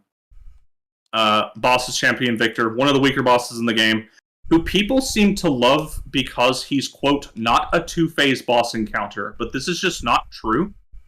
He has a hard phase transition. The only difference is entirely psychological. he transitions his phase when his health bar hits half and goes to cutscene to transition. And he doesn't get a brand new health bar for phase 2, but his overall health is pretty much about the same where all the other bosses in the game are that have 2 phases. Okay. But people are crying all over the internet about my 2-phase boss encounters where the health bar gets refilled. But these same idiots are going out and saying, "Oh, Champion Victor's great. He doesn't get his whole health bar back." Like, he has the same amount of HP. I don't understand why it matters. It's only a visual difference. Like, no. That's getting the cart before the horse. Okay. Why does it matter? Why does it matter? What is the difference between a 2-phase boss fight and a 1-phase boss fight? There isn't one. Like, Well, 2-phase boss fight is much more interesting because there's more stuff to learn. no, but there's no structural difference. Like, there's just more attacks, and even that's strictly not true as well. You could just have more attacks in a 1-phase boss fight. Like, there's literally no major difference between the two. Like, the amount of hits that you have to deal to make a boss stop moving is just an arbitrary number, and the health bar is just a UI element. It's not part of the boss. Yeah. Like, this whole complaint is completely nonsensical. Yeah, it is. It's really dumb for a whole bunch of reasons. That's a complaint about the UI. It's not a complaint about the boss. But the people that play this game, I have realized, are some of the dumbest people on the planet. So yeah, that's the grand exhibition. I'll just wrap going through the areas. Before that is the streets of Milan. Not a very interesting level. The boss is a gank boss, against a bunch of human enemies that fight like humans, and they come with the big dude in the middle, and then them coming down one in sequence. It's fun enough, but it's kind of more tedious. It's probably the weakest boss in the game, and their rematch later because you have to fight them twice. But thankfully, the rematch at least isn't just a copy paste. But I'm not going to go into detail about them. The next is the swamp level, the one Vol watched me do. The swamp felt kind of small, and the poison wasn't very dangerous. It was fairly easy to move between the points. It has a bunch of ballistas in it, but they fire, and you can hear them fire and see them fire from a gazillion years off. So they're not very hard to dodge. And it has a little back area that's like a bunch of wooden shacks you have to navigate across. That part's pretty cool. And has a lot of shortcuts and checkpoints to go through. It sounds to me like you want to do Blighttown with an Orlando Archers at the same time. Well, it's just like the swamp itself is just boring because it's just another poison swamp. Maybe Miyazaki has just overdosed us on poison swamps. But the poison swamp level, not so much a fan. I did like the boss though, the green puppet devouring monster or whatever, the swamp monster. He's a genuinely fun full 2-phaser with he's really a 4-phase fight. Yeah, he has a lot of varied and different attacks that are fun to learn to dodge and parry, and figuring out your positioning and when you can hit, and figuring out what attacks you absolutely cannot take or even block. He's got a bit of everything there. Oh, there's a fade over here. Yeah, he's a fun boss. After that, not a whole lot happens. You go through some underground areas, back through the train station, back in towards the police station. So you fight the parade master again, but this time he has tentacles coming out of his head.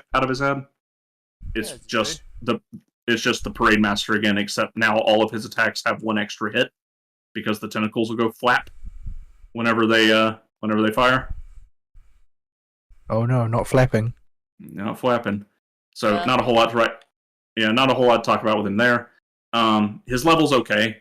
Going back through the town after it's been destroyed is interesting. It does make it so you can't go back to the initial version of the town, so everything that's in what the teleporter calls Area 1 is now blocked off forever for that playthrough.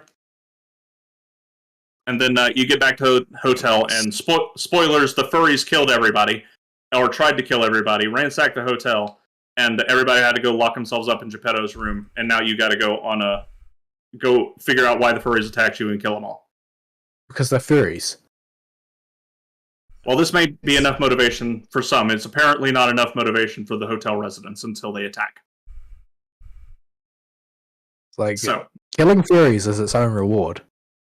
So yeah. You go through some underground areas that are really short, through some natural caves that look cool, but there just ain't a whole lot of them. They're very, very short. And then you wind up fighting the furry squad again, and they're exact same. Well, they're not anything close to the exact same fight as last time, but it's still not worth talking about because it's just a gank fight.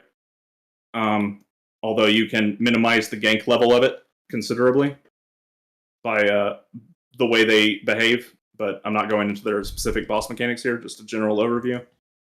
And then you get to the Abbey, which is the alchemist hideout. And at this place, the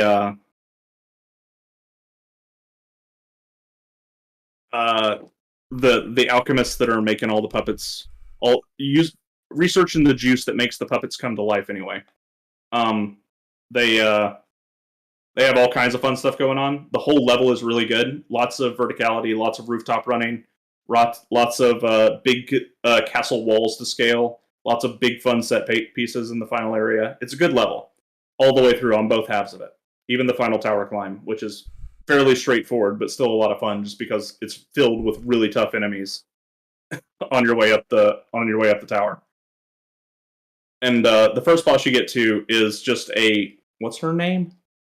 Lax. It's spelled Lax, Laxasia, Laxasia or something. She's a fun full 2-phaser with a radically different second phase, forcing you to switch gears. Is probably the hardest boss in the game because she's armored. So, and if you want to do any damage, you have to take acid, and this means you can't take a proper elemental buff for phase 2 unless you really want to dip into your non-renewable consumables budget.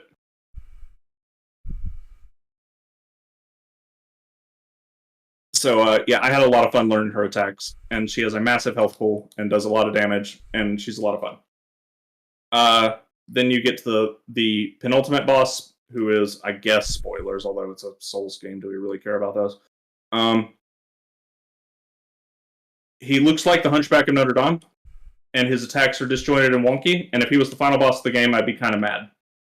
Because his attacks just don't feel good to interact with, in general. They're just not very good. Because he's so Hunchback of Notre Dame, and he has this big hammer that he drags on the ground to swing at you in both phases. When that hammer's hitbox is active while he's dragging it on the ground is unique to each attack he does, and just takes way too much trial and error to figure out when the heck that hitbox is. And it's a giant pain in the butt. And I'm apparently not the only person that has had this comment. But the community for this game we'll get to in a second. And the last boss is a one-on-one fight against another super puppet that is way, way more fun than the previous final boss. And you have absolutely no run back to it, not even a token one. In fact, you don't even really have a token run back for any of these bosses. They're all pretty short runs. And yeah, he's a lot of fun to learn. So yeah, that's the overview of the game. But the final boss leaves us with a really, really fun bit of talking point about the game. And that is the community and how just stupid they are. And how much they don't actually want to play the video game. So the final boss, you have to eschew the bad ending to fight the final boss. And there's even an option at the Stargazer to just go to the bad ending anyway, if you don't want to fight the super puppet. But he is also the only boss in the game where you can't summon a little AI helper to come take aggro for you. Which means all the people that did the consumable strat are in the comments on Fextra Life crying their eyes out because he's the hardest boss in the game and how it's totally not their fault. They platinumed every single Dark Souls game out there and 100%ed all of them and beat them on New Game Plus 7 and blah, blah, blah, blah, blah, blah, blah. Even if they did, they almost certainly used a build where they didn't have to interact with the game.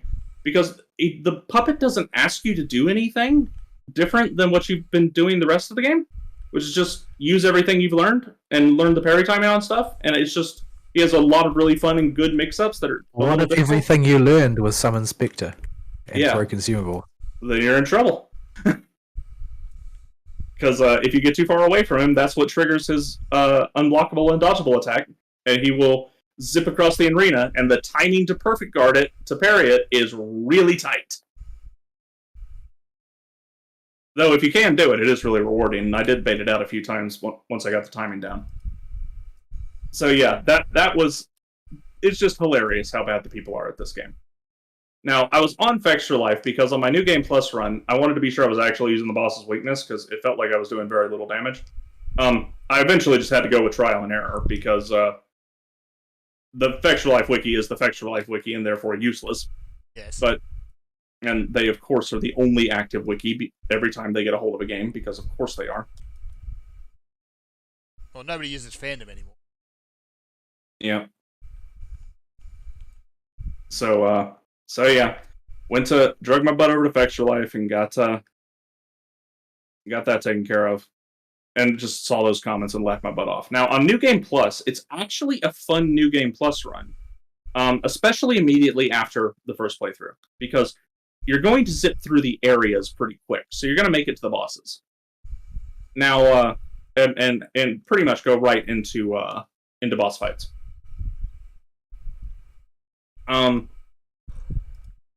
So, how do I describe this?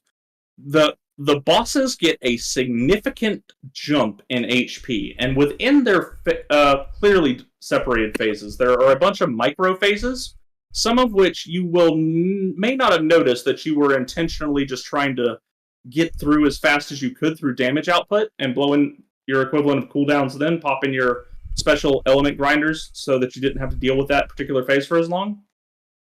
When their health bars are jacked through the roof, though, you have to sit down and learn every aspect of the boss.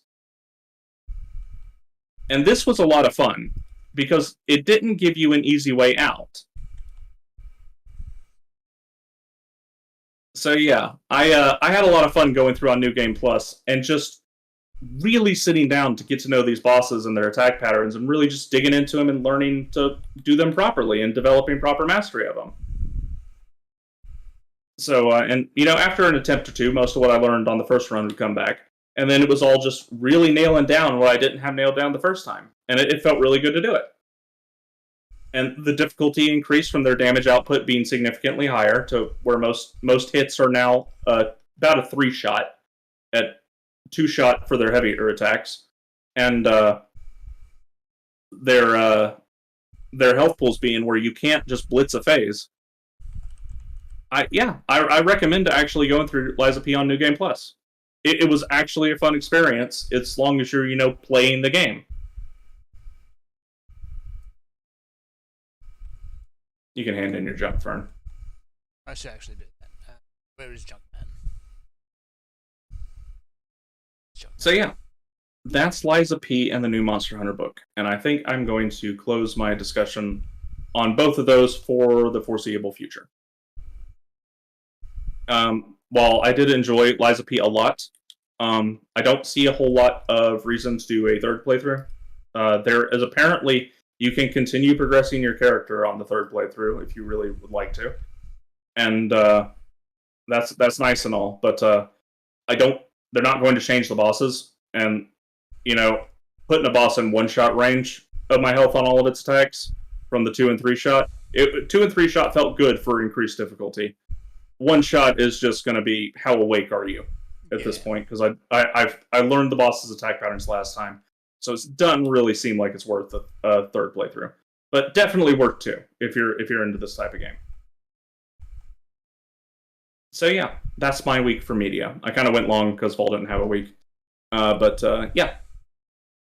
All right. Well, we're short on time today because I do have to. So we should probably dive straight into the news. Yep. How much longer are you going to have to work for anyway? The rest of my known life. No, I mean in the current paradigm. I don't know. At this point, it's probably until we sell the business off. You haven't got any buyers? Not yet. We've had a few nibbles, but it's not. Yeah, selling a full business is not a quick process. Yeah, I imagine. I dread the day AI takes my job and I have to sell it. Yeah. Because I don't know. I feel like that even if the robots will come, there's a lot of people in the South who don't want to deal with robots. that is true. We are a robot skeptical culture. So yeah, I guess we'll start with the smaller stories first, because I want to get to our boy last. Ah, yes, our boy. Oh boy, we've There's been a scaled couple this of boys fate. actually this week. Yeah. Well, you didn't post them in news, so I don't know what ones you're talking about. But yeah, so we'll do the first one first. Microsoft finally finished their Phenomenal. purchase, of Blizzard King Activision Wombo Combo, yada yada. I get it sooner. Once I'm have access to the button again, hang on. Yeah, that's all done and dusted now. It's official. Microsoft didn't waste any time in saying, yes, these are ours now. Yeah, they appear to be quite happy about that. So yeah, that's happening. I don't think anybody really expected the FTC lawsuits and stuff to put a dent in this acquisition process, just to make it a bit more of a pain in the butt and make the governments look like they're anti-monopoly, when they really don't give a toss as long as the people who are in it are getting kickbacks. It was more of a formality, I think, at this point. So, yeah, that's done. We haven't heard anything about major changes yet. Well, there's one. Well, we won't. It'll still be a ways off before we do. We could get some announcements, but seeing them actually be implemented is still quite a ways off. Yeah, it'll probably be a year or two before we see anything actually change. If anything changes. Unless they decide to liquidate. Unless they decide to liquidate. Go the old EA route. I mean, you could just be looking at like mass layoffs before the end of the next financial year or something. Could be. Because layoffs seem to be the order of the day these days. Especially considering how much bloat a company like them is likely to have. There's going to be a lot of people there that they don't necessarily need anymore. Hey, they've already. I mean, Microsoft equivalents. They've been like sacking hundreds of people a year for like 5 years running now, so they must have a huge amount of bloat. Yeah. I think that's probably going to be the first thing, is heads being knocked off. But yeah, we'll see what happens with their games, because I doubt Microsoft could make the situation with any of their games any worse. Let's face it.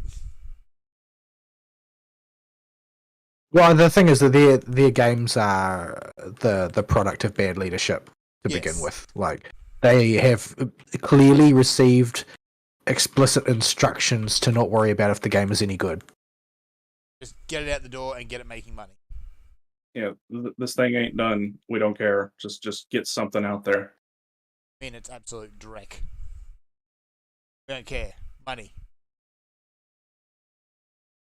Well, I mean, it's sort of a logical conclusion. Most of what goes on, say, Twitch is absolute dreck, and people still pay through the nose to see, the titty streamers do their thing. Well, yeah. But quality product doesn't enter into the discussion. Sadly, no. No, people's eyes have two objects they stop on in that case, and they do not continue. But the principle of just satisfying a shallow appetite is the same. Yeah, boss fight. Like, it's the same with something like your purchasing power in something like Diablo. Like, the principle, it's the same. It looks different at first glance because you're not, being a pay pig to some e-girl, but ultimately it's like, oh, you want this rush of endorphins, and so you put money in to get it. Like, it's the same principle.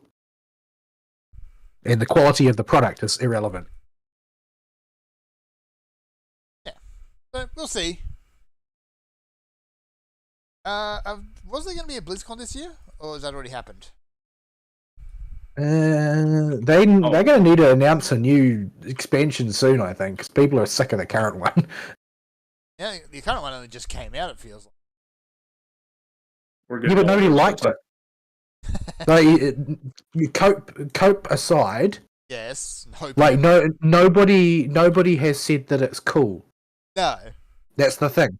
They That's said the thing. it's This is better the than big problem. last one, but that's not a high bar. Yeah, better than the last one is not the same thing as actually being cool. Like, nobody's excited about it. Nobody cares about it in the slightest. It's just there. Yeah, it's like, oh, well, so what if it's better than the last one? That's just because the quality of certain designs might be higher doesn't mean you are having fun. And ideally, you should be when you're playing a video game. Yeah, like with WoW, a lot of the more hardcore long life of people are in Classic now. Did you see the promo video that they put out I for did not. Ice Crown? It's so much better than the stuff they make in-house. They hired a YouTuber to make it, I think. And it's infinitely better than the recent stuff they've been putting out. Like, when it comes to, like, if you compare the Dragonflight high-quality cinematic to this one put together by a guy that they subcontracted online who makes, like, machinima, Yep. like, those in-game assets are way more exciting than the incredibly polished CG that they put together for the Dragonflight cinematic that everybody's forgotten what happens in. Yeah. There's dragons in it. That's about all I remember. Like, I mean, it's not necessarily, you know, blow your mind stuff, in an absolute sense. Not in an absolute sense. But if you compare it directly to what Blizzard seems to think is compelling, the difference becomes very stark. So I recommend as an experiment, you watch the two side by side and see what happens when Blizzard makes something that they think will make the community excited versus what happens when they ask the community to make something that they think would be exciting. Like, the psychology of where Blizzard are versus where they need to be could not be made more stark.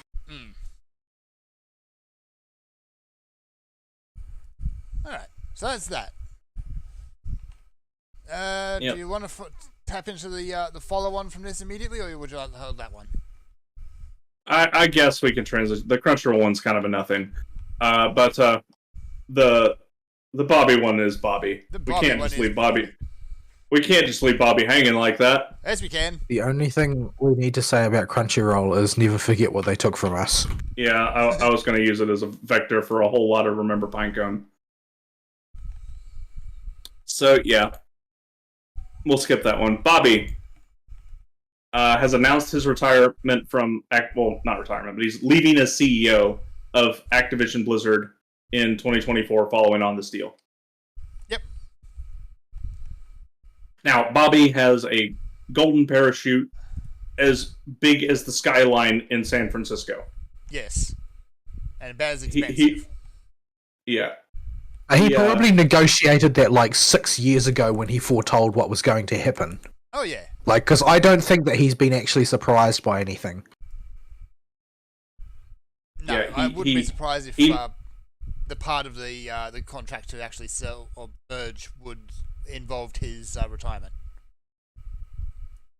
Yeah, his financial decisions are very clearly short-term decisions, and as an experienced and well, I'll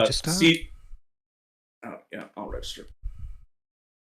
As a well-seasoned businessman who has been in the industry, you know, doing industry stuff in just general business for what seems like ever now, he should know the knock-on effect of his short-term decision-making here.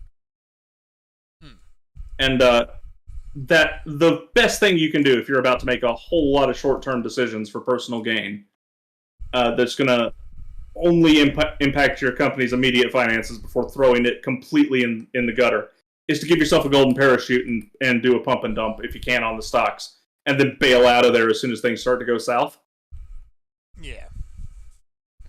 Like, that is the most cynical take you could possibly have on this, but it seems entirely Bobby. Yeah, I mean, well, this is the way he's demonstrated that he does business. Yeah. He is... He does not care about the company. He does not care about the products. He cares about his personal benefit from it.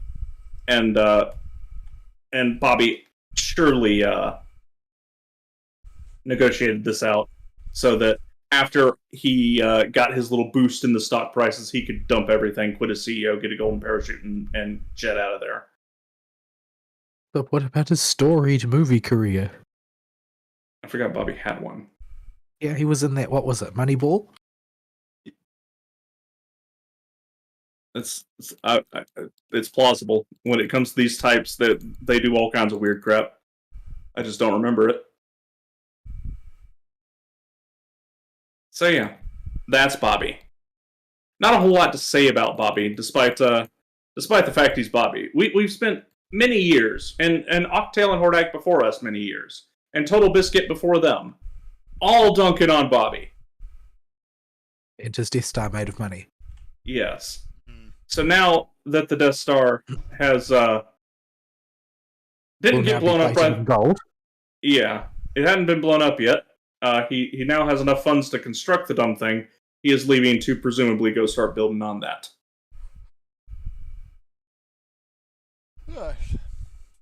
Yeah, so not sure where he's going to go focus his main attention next.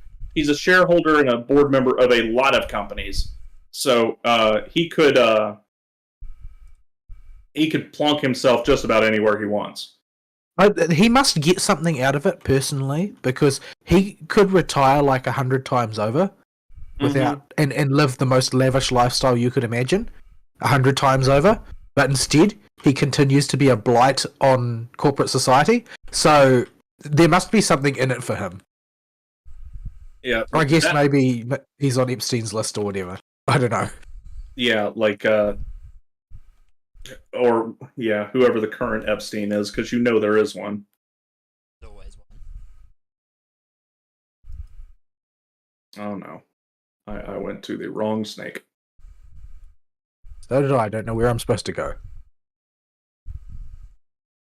I went through the correct snake. I managed to get out, but that was scary. So yeah, that's Bobby. That level of greed is not my personal vice and never will be. In fact, just greed in general is not one I really struggle with. I can be content fairly easily. I would. There are things I would like, but they are not things I feel ever a need to go out and super pursue. But not for Bobby. Not for people like Bobby. Oh, come They seem to just need everything. Oh, Fern, what happened to you? I don't know. The donuts just... Yeah, I would recommend just surecasting those if you think the donuts aren't going to go where you want them to. The donuts never you want them to. Okay, you want to get knocked into one of the pack that's going to explode first. I don't know which one that is.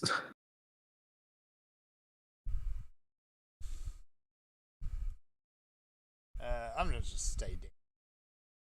Once you're dead, and I just can't get back. Yeah, I need people up for the burn face. I'm saving my juice for Green Deep's time, but okay, please kill one of the ones on the edge so we make a hole. Preferably the one that's really far away from the green snake.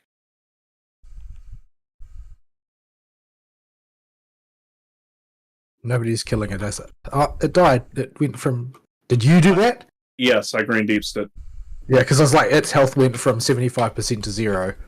There's no way that anybody was actually focused on that. I saved Seraph Strike, but I pulled the chain spell out.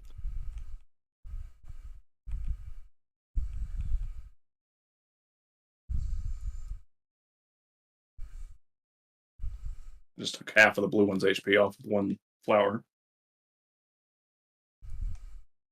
I am out of mana.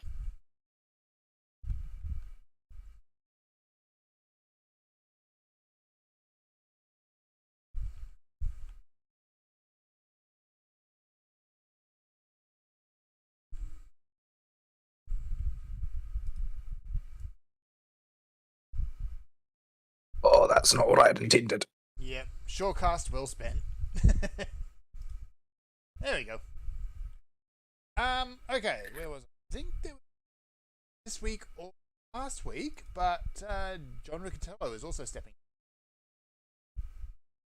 Yeah, he's one of the more comically evil ones. That one.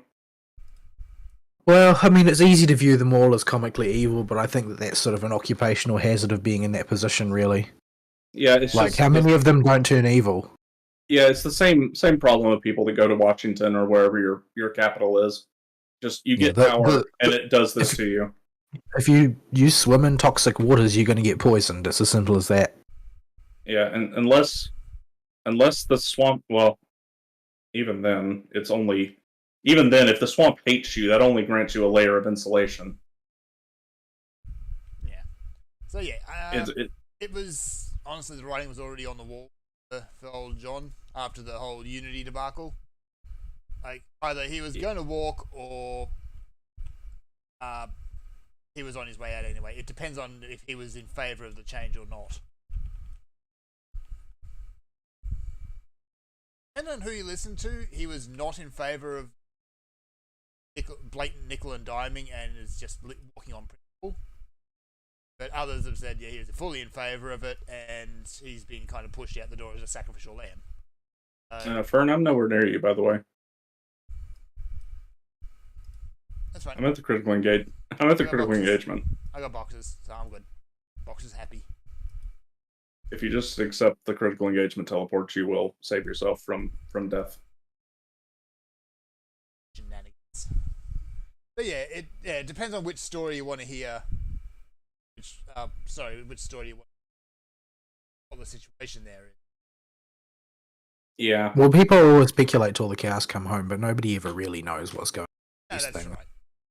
Yeah, it's not really a game that is played on facts. It's a game that's played on connections. It's like, are you on the in or the outside of the particular group that you're dealing with at this point in time? Yeah, unless someone from that group opens their yap, you're just never going to know for sure. Yeah, I mean, it basically it works out the same way as like, this is not something that you see in America, but in Commonwealth politics, you know, it doesn't matter who the leader is of the party at any point in time, because what really matters is whether the factions that want a coup of leadership have got enough support or not. Mm-hmm. And that discussion exists entirely within the party. It's not something that you can really see from the outside. You only see it play out when everything is decided. Like we saw, for instance, when they got rid of what was her name? Liz Truss in UK. Yeah. Everybody just saw that the writing was on the wall, but it's clear that Rishi was appointed. Like, Rishi was not voted for. Like, he lost the vote for leadership, but it didn't matter. Oh, I went the wrong way. I'm going to die. Yes.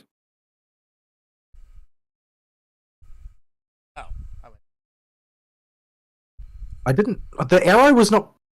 I thought the arrow was pointing in the opposite direction to what it actually was, or maybe I turned around at the last second without noticing. That seems to be what happens most, is that I'll be positioning myself and then I think I'll just adjust, and then I adjust a little bit too late. Yeah. It's okay. Both of you died when I had Chancast going, and I had enough time to throw one on Fern and then Swift cast you up. Alright, I forget which one of these two you're supposed to kill first. No, yeah, so these sort of inside baseball regarding leadership of these large companies, I don't think that there's really much profit in speculating, because, you know, if you're wrong, then you're wasting your time. If you're right, you're still wasting your time because it doesn't matter. Yeah, it's fun to speculate, but taking it outside of anything past fun is going to get you in trouble. But I don't think there's any problem with just throwing random speculation out on stuff, just because these people are comically addicted to their own power. And it's just fun to think about the situations that could have got them there and where they're at now afterwards. I don't know. It just seems frustrating to me. Like, our boy Bobby is never going to, in this earthly life, pay for any of the decisions that he made or the horrific way in which he treated people, which he's quite famous for doing. Didn't he tell some girl he'd have her killed? Yeah, but apparently he's kind of famous in the corporate world for his rather extreme temper and his sort of power monomania. Up Zadnor for now, I think. Yeah, you gotta. It's nearly start wrapping up as well. Yep. I will get you up as soon as I have enough mana. Right. I haven't. He got like 3 people trying to res you. How does it feel to be popular? Doomed is what it feels like. Yeah, you should have made some good Zagnor. That should be a good kick in the butt to get you started at Zadnor. I definitely did. I've got enough ranking there actually to put me up to Resistance rank 20, which I think is enough to get the story finished. I think you got to hit 25. 25. Yeah, you have to hit 25 to finish off. Yeah, the once you unlock Zone 3, will take you to the crater. The crater is the most mindless fate grind of all time. So, fair enough. Also, I was trying to restock your clusters and all that, but I just whenever there was no fates up, pulling a bunch of robots. Oh yeah. Also, by the time you've critical engagements. Even though the crater is a mindless grind, you have access to all of the critical engagements, so you get to see more varied combat anyway. Yeah. You'll have access to all 3 zones, 4 to 5 critical engagements. Well, that's three single ones and 1 double chain usually. But yeah. Come back and actually do these fates when I'm properly paying attention a bit. Yeah, we're trying to do a show at the same time, so this is why I'm playing green DPS and not trying to tank it.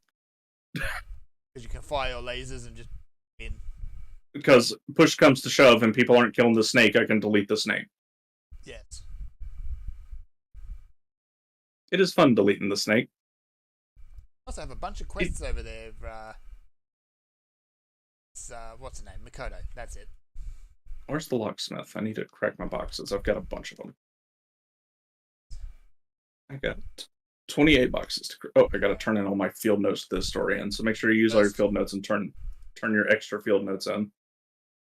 More boxes. So yeah, I think we're about ready to wrap this one up. I think we are. Oh God, I don't.